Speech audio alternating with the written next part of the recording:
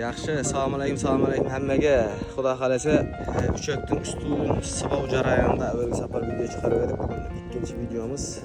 Yengam o'zi solib turibdi. O'zi akkelib shu yerga tashib turibdi. Ana shu katta chelak, bu chelakni lekin qiyinda ko'tarish. Tushundinglarmi endi? Ko'pchilik berib aytadi deydi bir. Ustun shunday jarayonda mana bostirib qandiroq. Sibov jarayoni yana ustuna buning shal saman tashab, yanqini ne tashab sıbalad ekan. Sizlarga rahmat. Qo'ldan kelib turgan, poddesh kelib turgan, yana bir marta sizlardan iltimos etamiz. Qo'ldan kelgancha. Yog'i sovuq tushib baratar bilasizlar. Bir ishni boshlagandan keyin hozir akşam videoda aytganday, bir adam, 5 adam, 10 odamga qattiq qiyin bo'ladi-da. Dim mas'uliyat degan narsa yengsang ham edi, yatalmay turasan. Shunday odamlardan biri mana Bahrama. O'zi bilan uchrasdim. Bahrama, rahmat sizga bor-ku. Seriozmi? Eta bu ish qiyindan mas'uliyati dim yaman. Shu yergacha akagangiz uchun ham rahmat. Bundan keyin ham sizga xushquvvat, chotki tilaymiz. Shu 4 kun master desanglar, istoriyasi hammasi bor. Boshundan keltirgan videolar, yine shu yerdagi yanqi qo'llar ishlagan, kerpishlar to'kilgan, kimlar kelgan, hammasi 4 kun master kanalida bor.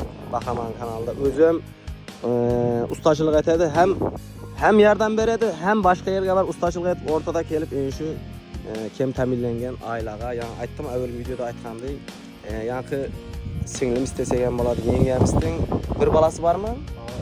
Bir balasi bor, yarim yetim deymiz endi, anasi bor endi.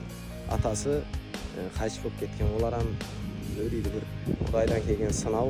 Shuning uchun qo'ldan kelgancha iltimos ekranda telefon nomer, karton nomer, o'zining karton nomerlari, her siz pul tashagan vaqtida ishonmaysiz, yani shu singlimiz, yengamiz telefon etadi.